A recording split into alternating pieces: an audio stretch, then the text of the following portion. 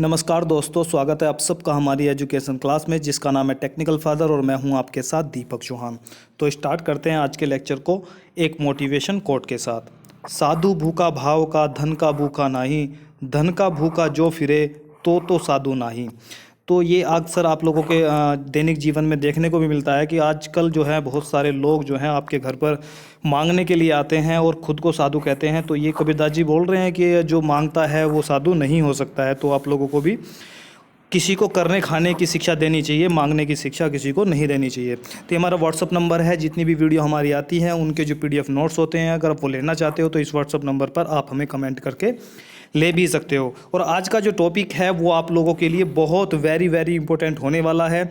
आज की जो वीडियो है अगर वो थोड़ी लंबी हो जाएगी, लेकिन आप लोगों को मेरी तरफ से यही सजेशन रहेगा कि जो वीडियो है वो लास्ट तक देखें।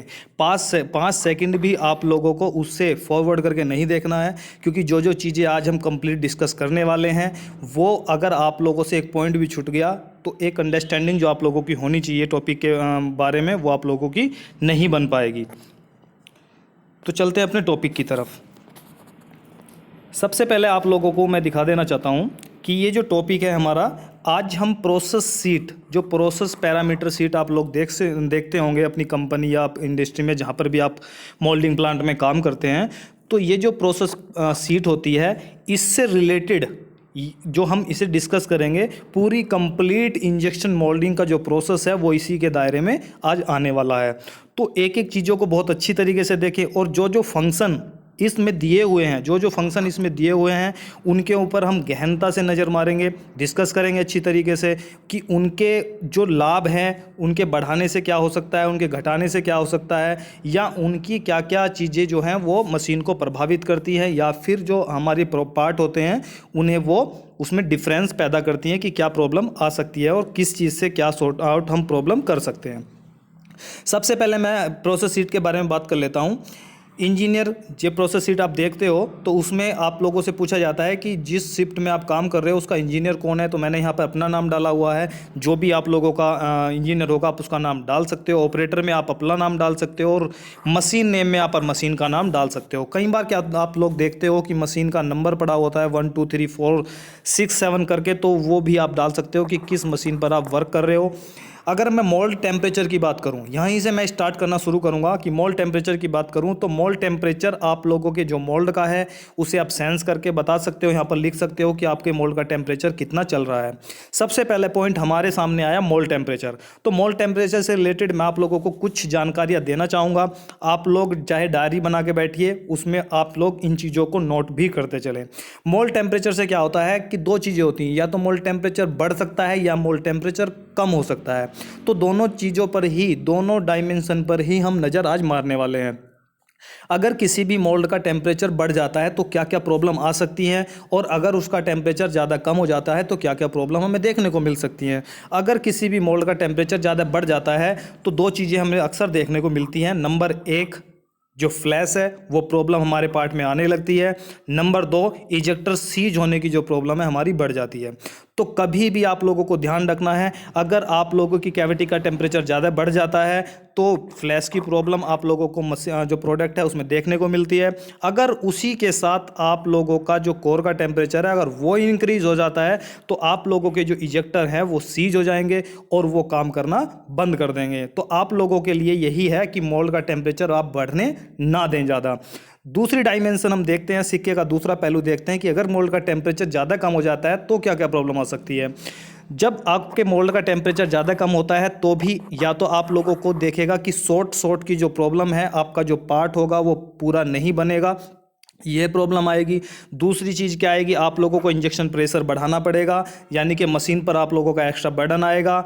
तीसरी चीज़ क्या आएगी, अगर आप लोगों का टेम्परेचर ज़्यादा कम हो गया है तो जो पार्ट है वो आप लोगों को, ये जो पार्ट मैं बताने जा रहा हूँ उससे आप लोगों का साइकिल टाइम तो कम हो जाएगा, लेकिन जो और प्रॉब्लम है पार्ट का फुलफिल ना होना, इंजेक्शन प्रेशर बढ़ाना, इंजेक्शन टाइम बढ़ाना, इंजेक्शन स्पीड बढ़ाना, ये सारी चीज़ें आप लोगों को देखने को मिलेंगी। तो अगर आप लोगों के मोल्ड का टेम्परेचर, अगर आप लोगों से इंटरव्यू में पूछा जाता है कि मोल्ड का टेम्परेचर बढ़ने से क्या होता है, मोल्ड का टेम्परेचर ज़्यादा कम होने से क्या होता है, तो जो जो चीज़ें मैंने आप लोगों को बताई हैं आप इन्हें नोट डालकर लिख लें, ताकि किसी भी इंटरव्यू में आप लोग इसे कोट कर सको, वहाँ पर आंसर अच्छी तरीके से दे सको। नेक्स्ट देखते हैं मेड डेट। ठीक है, जो भी आप लोग पार्ट बना रहे हो उसकी उस दिन की डेट क्या है, मोल्ड की ये मोल्ड डेट वो है जो जहाँ पर आप लोगों का मोल्ड मैन्युफैक्चर हुआ है, तो कौन सी तारीख को वो मैन्युफैक्चर हुआ था। मोल्ड का नंबर क्या है वो आप लोग यहाँ पे लिख दोगे, जॉब नंबर भी आप इसे बोलते हो।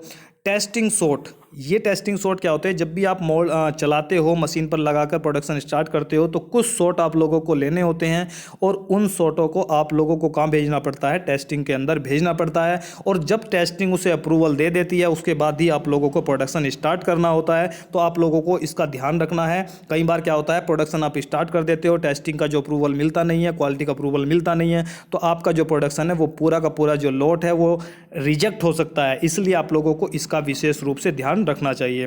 टेस्टिंग टाइम यहाँ पर दे सकते हो कि कितना टाइम आप लोगों ने कितने टाइम पर आप लोगों ने टेस्टिंग के लिए शॉट भेजे थे। कैविटी नंबर कौन कौन से हैं, कौन कौन से जो प्रोडक्ट के शॉट हैं वो आप लोगों को कैविटी के अनुसार वहाँ पर भेजे थे। नेक्स्ट यहाँ पर दिया हुआ है क्लाइंट, जिसके लिए अगर आप किसी के वेंडर हो, किसी कंपनी के, चाहे आप टाटा के हों या किसी और कंपनी के, आप मदरसन के हों, किसी भी कंपनी का अगर आप प्रोडक्शन कर रहे हो तो वो आपका क्या होगा, क्लाइंट होगा, और उसका नाम यहाँ पर आप डाल सकते हो। नेक्स्ट देखते हैं कि हम पार्ट का नाम, जो भी पार्ट आप लोग बना रहे हो उसका नाम क्या है वो आप लोग यहाँ पर डाल दोगे, पार्ट का नंबर क्या है वो आप लोग यहाँ पर डाल दोगे। ठीक है, इसके बाद में हम बात करते हैं प्लास्टिक टाइप की। जो भी चीज़ें इंटरव्यू में पूछी जाती हैं, जो भी प्रॉब्लम आती है, प्रॉब्लम इनकी वजह से, वो सारी मैं डिस्कस करता चलूँगा। बस आप लोगों को क्या करना है, उन्हें आप नोट करते चलें साथ के साथ।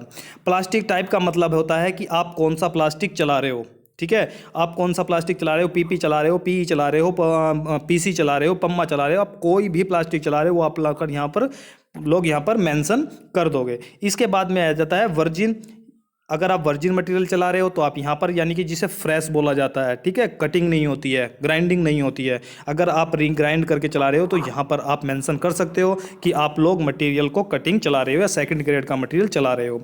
जब हम रेजिन का कलर देखते हैं कि आप लोगों का जो मटेरियल है वो किस कलर का मटेरियल चल रहा है, नेचुरल चल रहा है तो यहाँ पर नेचुरल लिखेंगे, रेड चल रहा है रेड लिखेंगे, अगर आपका येलो चल रहा है तो येलो लिखेंगे, यानी कि A to Z आप लोगों का जो भी कलर चल रहा है वो आप लोग यहाँ पर मेंशन कर देंगे। इसके बाद में एक इंपॉर्टेंट टॉपिक आप डालिए कि प्री ड्राइंग टेम्परेचर क्या होता है। ये बहुत ज़्यादा इंपॉर्टेंट है। कुछ मटेरियल आप लोगों को देखने को मिलेंगे कि कुछ पानी को सोखते हैं, मैं हिंदी भाषा में या देसी भाषा में बात करूं तो कुछ मटेरियल ऐसे होते हैं जो पानी को सोखते हैं, कुछ मटेरियल ऐसे होते हैं जो पानी को नहीं सोखते हैं। तो दो तरह के मटेरियल आप लोगों को देखने को मिलते हैं। जब मैं बात करता हूँ जो मटेरियल पानी को सोखते हैं, तो अगर आप उन्हें मशीन के अंदर इंजेक्शन मोल्डिंग के अंदर प्रोसेस करते हो तो उसमें एक प्रॉब्लम दिखाई पड़ती है जिसे हम बोलते हैं सिल्वर मार्क। एक ही डिफेक्ट होता है और बड़े पैमाने पर उन मटेरियलों में पाया जाता है, उन प्रोडक्ट में पाया जाता है जिनमें पानी सोखने की जो क्षमता होती है। तो आप लोगों को क्या करना चाहिए, मैंने बात की यहाँ पर प्री ड्राइंग टेम्परेचर की। तो जो भी मटेरियल आप चला रहे हो और वो मटेरियल वो है, जैसे पीसी है, पम्मा है या फिर नायलॉन है, पीबीटी है, ये कुछ मटेरियल ऐसे होते हैं जो पानी को सोखते हैं। अगर आप इन्हें बिना प्री ड्राइंग करे हुए मशीन में चलाते हैं तो सिल्वर मार्क की जो प्रॉब्लम है वो आप लोगों को प्रोडक्ट में देखने को मिलती है। तो इसलिए आप लोगों को क्या करना है, प्री ड्राइंग टेम्परेचर यानी कि एक टेम्परेचर देना है। अगर मैं बात करूं पीसी की, तो पीसी में आप लोगों को 120 डिग्री सेंटीग्रेड पर मटेरियल को पहले चलाने से पहले उसे सुखा लेना है, गर्म कर लेना है, ताकि उसमें से नमी निकल जाए और आप लोगों का जो प्रोडक्ट है वो उसकी जो क्वालिटी है वो बहुत अच्छी आए। तो बात करते हैं हम प्री ड्राइंग टेम्परेचर की, यानी कि मटेरियल को मशीन में चलाने से पहले, प्रोसेस करने से पहले मटेरियल को जिस टेम्परेचर पर हम सुखाते हैं या प्री ड्राइंग करते हैं उसे ही हम बोलते हैं प्री ड्राइंग टेम्परेचर। ये डेफिनेशन आप लोगों को लिख लेनी है। इसके बाद में ड्राइंग टाइम बोलते हैं। ड्राइंग टाइम क्या होता है कि प्री ड्राइंग यानी कि मटेरियल की नमी को सुखाने के लिए जितनी टाइम तक हम मटेरियल को रखते हैं हॉपर में या सिनेमैक्स में, या जो भी आप यूज़ कर रहे हो, जो भी आप इक्विपमेंट यूज़ कर रहे हो उसमें अगर आप रखते हो तो जो टाइम होता है उसे ही हम बोलते हैं प्री ड्राइंग टाइम। दो चीज़ें मैंने आप लोगों के सामने डिस्कस की, ये इंटरव्यू में बहुत भर भर के पूछी जाती हैं दोनों चीज़ें, तो आप लोगों को इसे याद भी रखना है और कोशिश करो कि अपने नोट्स में इसे ऐड कर लें। कितने घंटे के लिए यहाँ पर हॉर्स में होता है कि कितने घंटे के लिए हमने प्री ड्राइंग टेम्परेचर पर इसे मटेरियल को रखा। इसके बाद में आता है क्लैंपिंग फोर्स। एक और इम्पोर्टेंट टॉपिक आप लोगों से पूछा जा सकता है कि क्लैंपिंग फोर्स क्या होता है, तो अगर मैं डेफिनेशन आप लिखना चाहते हो तो मैं आप लोगों को बता देता हूँ कि क्लैंपिंग फोर्स होता क्या है। तो क्लैंपिंग फोर्स की जब हम बात करते हैं तो हम ये कह सकते हैं कि इंजेक्शन के दौरान आप लोगों को मेंशन करना है कि कहीं पर आप एग्जाम में लिख रहे हो तो आप लोगों को क्या करना पड़ेगा, ये मेंशन करना पड़ेगा कि इंजेक्शन मोल्डिंग मशीन में किसके दौरान, इंजेक्शन के दौरान मोल्ड को बंद रखने के लिए जो फोर्स हमें दिया जाता है, अप्लाई किया जाता है, उसे हम क्लैंपिंग फोर्स कहते हैं। ठीक है, इसकी भी दो विशेषताएं हो सकती हैं, अगर या तो ये कम हो सकता है या फिर ज़्यादा हो सकता है।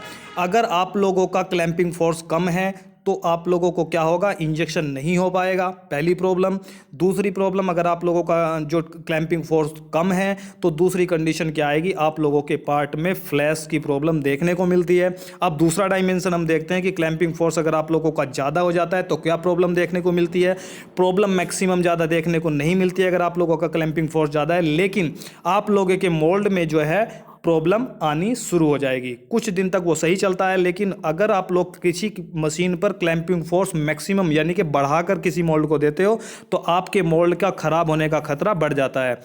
आप पूछोगे कि ऐसा क्यों होता है, ऐसा इसलिए होता है कि आप जानते हो कि जब लोहा गर्म होता है, मेटल गर्म होता है तो वो एक्सपेंड होता है, बढ़ता है। तो जब बढ़े हुए लोहे पर आप लोग फोर्स ज़्यादा लगाएंगे तो वो क्या होता जाएगा, वो बढ़ता चला जाएगा। ठीक है, लेकिन जहाँ पर वो ठंडा होकर फिर से अपनी इनिशियल पोजीशन में आना होता है, अगर आप क्लैंपिंग फोर्स ज़्यादा देकर मशीन को चलाएंगे, मोल्ड गर्म रहेगा, तो अगर आप लोग ऐसा करते हो तो आप लोगों का मोल्ड जो है वो एक्सपेंड हो जाएगा, लेकिन वो फिर से उस कंडीशन में नहीं आ पाएगा, तो आप लोगों के मोल्ड में जो प्रॉब्लम है वो आनी लाजमी है। तो दोनों डायमेंशन मैंने आप लोगों के साथ डिस्कस कर ली है। इसके बाद देखते हैं मशीन का मॉडल क्या है, वो आप लोग यहाँ पे देख लेंगे, लिख देंगे कि मशीन का मॉडल क्या है। स्क्रू का डायामीटर आप लोगों को पेज में मिल जाता है, 25 डायामीटर की मशीन है या फिर 42 की है, 52 की है, जो भी आप लोगों के स्क्रू का डायामीटर है वो आप लोग यहाँ पर मेंशन कर देंगे। ठीक है, अब बात करते हैं हम इंजेक्शन प्रेशर की। इससे जुड़ी भी अगला टॉपिक आप डाल लीजिए। अगर आप लोग नोट्स बना रहे हो तो वीडियो को पॉज करके पहले नोट्स बनाएं, उसके बाद में फिर से वो वीडियो को स्टार्ट करें और फिर से नेक्स्ट टॉपिक डालकर अपने नोट्स बना लें। इंजेक्शन प्रेशर की जब हम बात करते हैं तो इंजेक्शन प्रेशर की डेफिनेशन मैं देख लेता हूं, एक बार आप लोगों को बता देता हूं कि जिस प्रेशर इंजेक्शन मोल्डिंग मशीन, आप लोगों को मेंशन करना नहीं भूलना है। सबसे पहले आप लोगों को ये लिखना है IIM, injection moulding machine, IMM, ये शॉर्ट में आप लोगों को लिख लेना है कि इंजेक्शन मोल्डिंग मशीन में मोल्ड के अंदर मटेरियल को फिल करने के लिए जो प्रेशर क्रिएट किया जाता है या जो भी प्रेशर लगता है उसे हम बोलते हैं इंजेक्शन प्रेशर। या दूसरे शब्दों में हम ये भी कह सकते हैं कि स्क्रू इंजेक्शन जोन में जिस प्रेशर से वर्क करता है उसे हम इंजेक्शन प्रेशर कहते हैं। ठीक है, दो जोनों की चर्चा मैं आप लोगों के सामने करूंगा, एक इंजेक्शन जोन होता है, एक होल्डिंग जोन होता है। ठीक है, इन दोनों के जोन का काम अलग अलग होता है, लेकिन इन दोनों से जो स्क्रू गुजरता है वो स्क्रू एक ही होता है, लेकिन उनके नाम और कंडीशन बिल्कुल अलग अलग होती हैं, यानी कि स्पीड अलग होगी, प्रेशर अलग होगा और उनका टाइम भी अलग ही होगा। ठीक है, तो इंजेक्शन प्रेशर आप लोगों ने देखा। अब इसके कॉज और जो फ़ायदे होते हैं वो हम देख लेते हैं कि इसका एडवांटेज और डिसएडवांटेज क्या हो सकते हैं। अगर आप लोगों के इंजेक्शन प्रेशर आप लोग ज़्यादा बढ़ा के चलाते हो तो क्या होगा, अगर इंजेक्शन प्रेशर आप लोगों का घटाकर चलाओगे तो क्या होगा। इंजेक्शन प्रेशर अगर आप ज़्यादा बढ़ाकर चलाओगे तो सबसे पहले आप लोगों की मशीन जो है उसमें प्रॉब्लम आ जाती है, उसकी जो लाइफ होती है वो घट जाती है, क्योंकि मशीन को ज़्यादा प्रेशर जितने की रिक्वायरमेंट भी नहीं है आप लोग उतना प्रेशर दे रहे हो, पहली चीज़। दूसरी चीज़ क्या होती है कि अगर आप लोगों को इंजेक्शन प्रेशर ज़्यादा चला रहे हो तो फ्लैश आने की जो प्रॉब्लम है वो आप लोगों की बढ़ जाती है। ठीक है, दूसरी चीज़ क्या है, इसके बाद में जो आप लोगों की स्पीड होती है वो भी प्रेशर के अकॉर्डिंग ही काम करती है। अगर आप इंजेक्शन प्रेशर बढ़ाते हो तो कहीं ना कहीं फ्लो की प्रॉब्लम जो है वो भी कई बार देखने को, फिंगर की प्रॉब्लम आप लोगों को देखने को मिलती है। अगर इंजेक्शन इंजेक्शन प्रेशर आप लोगों का कम है तो आप लोगों को शॉर्ट की प्रॉब्लम प्रोडक्ट में देखने को मिलेगी। आप लोगों का जो पार्ट होगा वो पूरी तरीके से फिल नहीं होगा। तो ये प्रॉब्लम आप लोगों की इंजेक्शन प्रेशर के घटने और इंजेक्शन प्रेशर के बढ़ने से देखने को मिलती है। इसे हम दो यूनिट में डिवाइड करते हैं या देखते हैं। कहते हैं ना यूनिट क्या है किसी भी चीज़ की, तो इसकी एमपीए होती है और बार में होती है। मैक्सिमम मशीनें होती हैं जिन्हें बार में यूनिट होती है और मैक्सिमम जो ये मेजरमेंट लिया जाता है वो एमपीए में लिया जाता है, यानी मेगा पास्कल एरिया, और दूसरा होता है वो बार में। आपसे ये क्वेश्चन पूछा जा सकता है कि जो इंजेक्शन प्रेशर होता है, मैं इंटरव्यू से रिलेटेड बता दूं आप लोगों को कि इंजेक्शन प्रेशर क्या होता है। सबसे पहला क्वेश्चन आप लोगों से ये पुटअप किया जा सकता है। दूसरा क्वेश्चन, अगर इंजेक्शन प्रेशर बढ़ा दोगे तो क्या होगा।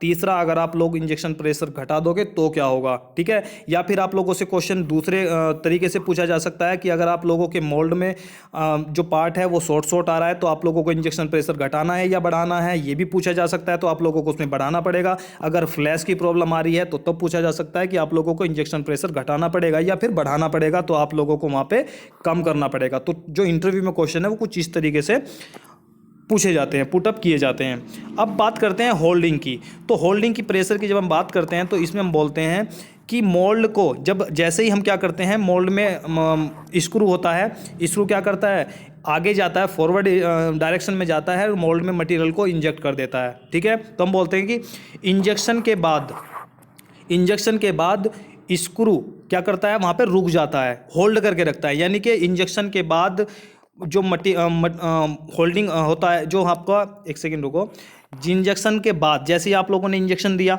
इंजेक्शन के बाद मोल्ड में मटेरियल को होल्ड करके रखने के लिए, ठीक है, आप इन्हीं शब्दों को लिखोगे कि इंजेक्शन के बाद मोल्ड में मटेरियल को होल्ड करके रखने के लिए जो प्रेशर दिया जाता है उसे हम बोलते हैं होल्डिंग प्रेशर, ठीक है। इसका नाम भी किससे है, होल्डिंग से। या फिर आप दूसरे शब्दों में ये भी कह सकते हो कि मोल्ड का जो कैविटी प्रेशर होता है उसे न्यूट्रल करने के लिए जो प्रेशर दिया जाता है उसे ही हम बोलते हैं होल्डिंग प्रेशर, ठीक है। ये डेफिनेशन आप लोगों ने आई होप कि लिख ली होगी। दूसरी चीज़ मैं आप लोगों को बता देता हूं कि इसे हम सेकंड में देते हैं। दूसरी चीज़ क्या है कि जो होल्डिंग प्रेशर है अगर वो बढ़ जाता है तो आप लोगों का जो पार्ट है वो पैक हो जाएगा और मोल्ड आप लोगों का खुल भी नहीं पाता है। तो इसलिए इसे सोच समझ कर दें। जब भी आप किसी भी मशीन को स्टार्ट करते हैं तो हमेशा होल्डिंग प्रेशर या होल्डिंग टाइम 0 करके ही चलाएं। फिर उसके बाद में जैसे जैसे मोल्ड आप लोगों का रनिंग में आ जाएगा, मोल्ड गर्म हो जाएगा, उसके बाद आप होल्डिंग प्रेशर, होल्डिंग टाइम बढ़ा सकते हो। लेकिन स्टार्टिंग में आप लोगों को 0 करके ही चलाना चाहिए। ये सजेशन मेरा आप लोगों को रहेगा।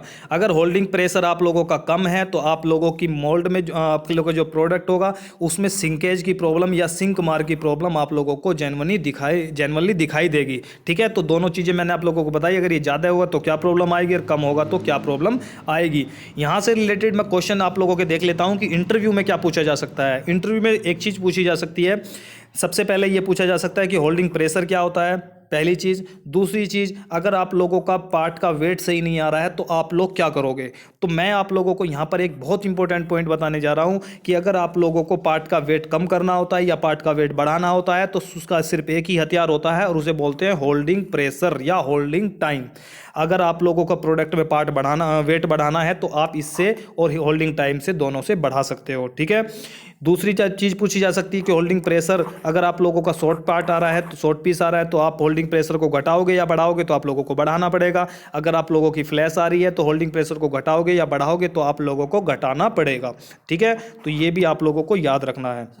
इसे भी हम जो मेज़रमेंट करते हैं इसका, इसे नापते हैं, वो किस में करते हैं, एमपीए, मेगा पास्कल एरिया, या फिर हम बार में इसे कैलकुलेट करते हैं। इसके बाद में देखते हैं इंजेक्शन स्पीड, ठीक है। जैसे ही इंजेक्शन के दौरान स्क्रू जिस स्पीड से फॉरवर्ड डायरेक्शन में जाता है उसे ही हम बोलते हैं इंजेक्शन स्पीड, ठीक है। ये आप लोग याद रख सकते हो। या दूसरी चीज़ आप याद रख सकते हो, दूसरे शब्दों में अगर मैं बताऊं कि मोल्ड के अंदर जिस स्पीड से मटेरियल एंटर करता है उसे भी हम क्या बोलते हैं, इंजेक्शन स्पीड बोलते हैं। लेकिन स्क्रू वाली बात जो है वो ज़्यादा कारगर है, जो मटेरियल वाली बात है वो इतनी कारगर डेफिनेशन नहीं है। तो अब आपसे क्या पूछा जा सकता है कि इंजेक्शन स्पीड क्या होती है, ये पूछा जा सकता है। दूसरी चीज़ आपसे क्या पूछी जा सकती है कि इंजेक्शन स्पीड को बढ़ाएंगे तो क्या होगा, इंजेक्शन स्पीड को घटाएंगे तो क्या होगा।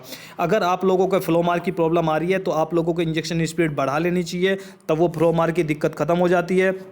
अगर आप लोगों के शॉर्ट पीस आ रहा है तो आप लोगों को क्या प्रॉब्लम मिल सकती है, शॉर्ट पीस आ रहा है तो आप लोगों को क्या करनी पड़ेगी, इंजेक्शन स्पीड बढ़ानी पड़ेगी। ठीक है, अगर आप लोगों की इंजेक्शन स्पीड ज़्यादा बढ़ जाती है तो फिंगर की प्रॉब्लम आप लोगों को देखने को मिलती है, या फ्लैश की प्रॉब्लम भी कई बार देखने को मिल जाती है। अगर स्पीड ज़्यादा जो आप लोगों का एवरेज है उससे कम है, ज़रूरत से ज़्यादा कम होगी, तो आप लोगों को फ्लो मार्क की प्रॉब्लम देखने को मिलेगी और शॉर्ट भी आप लोगों को देखने को मिल सकता है। तो आप लोगों को इंजेक्शन स्पीड याद रखनी है या नोट्स भी बना लेने हैं।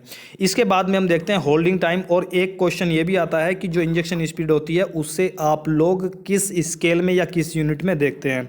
तो इसे आप लोग जो देखते हैं वो किस में देखते हैं, या तो परसेंटेज यहाँ पर दी हुई है उसमें देख लेते हैं, या इसमें देखते हैं मीटर mm पर सेकंड। ठीक है, mm पर सेकंड, यानी कि कितने mm कितने सेकंड में जो आप लोगों का स्क्रू है वो जाता है। नेक्स्ट टॉपिक देखते हैं होल्डिंग स्पीड। ठीक है, तो होल्डिंग के दौरान स्क्रू जिस स्पीड से मोल्ड के अंदर मटेरियल को एंटर करता है, या स्क्रू जो है जिस स्पीड से होल्डिंग के दौरान फॉरवर्ड डायरेक्शन में मूव करता है, उसे हम बोलते हैं होल्डिंग स्पीड। ठीक है, होल्डिंग स्पीड और होल्डिंग प्रेशर आप लोगों को कंबाइन करके, इन तीनों को जो है कंबाइन करके आप लोगों को देखना चाहिए।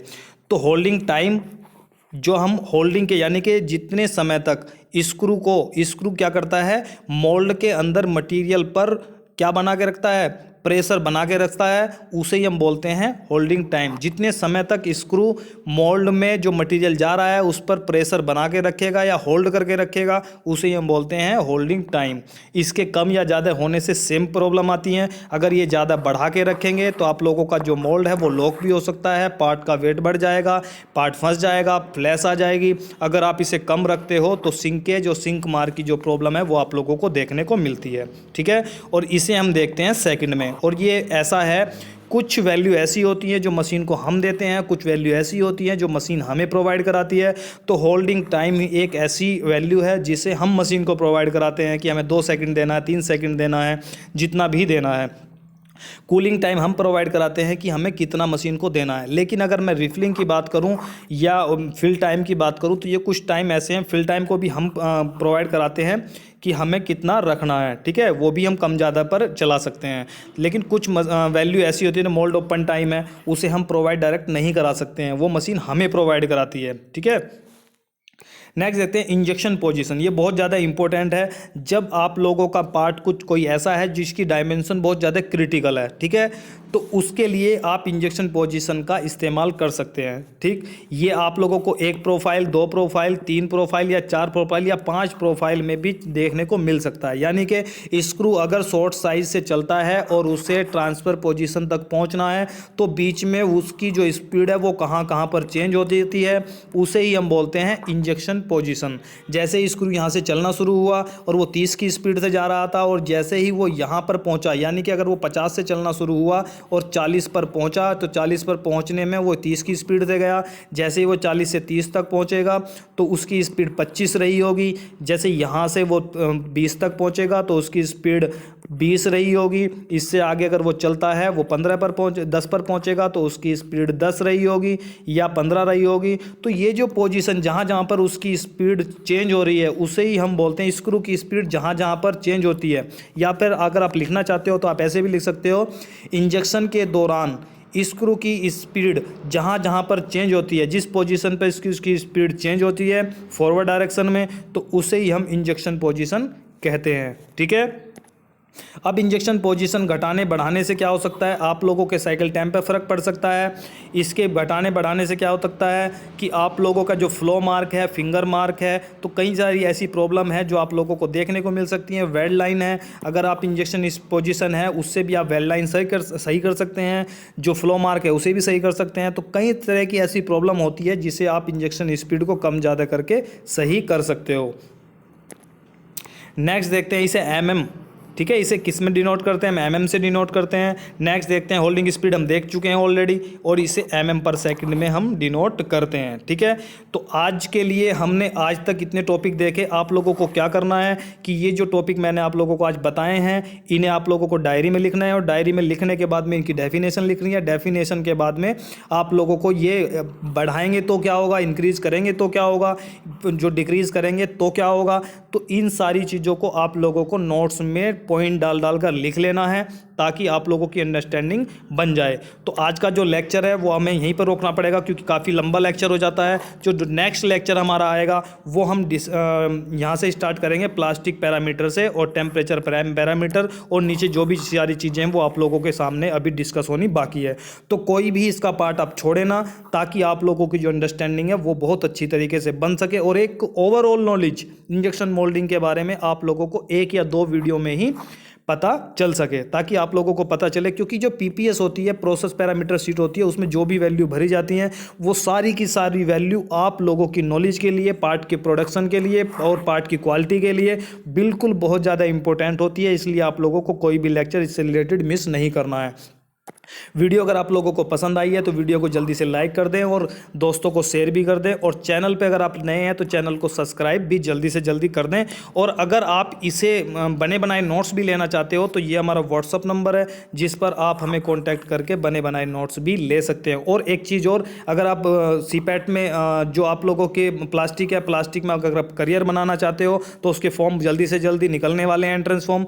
तो आप लोग यहाँ पर व्हाट्सअप नंबर पर कमेंट करके आप हमसे वो सारी जानकारी ले भी सकते हो कि फॉर्म कौन सा भरना चाहिए। अगर आपने हाई स्कूल किया है तो आप लोगों को कौन से डिप्लोमा करना चाहिए, अगर आप लोगों ने 12th किया है तो कौन सा डिप्लोमा करना चाहिए, ग्रेजुएशन है तो आप लोगों को कौन सा डिप्लोमा करना चाहिए, कब फॉर्म निकलेंगे, कैसे कैसे प्रोसीजर होता है, वो सारी की सारी जानकारी आप यहाँ पर ले सकते हो। ठीक है, तो आज के लिए इतना ही, मिलते हैं नेक्स्ट लेक्चर में। जब तक के लिए दीजिए हमें इजाज़त। जय हिंद, जय भारत।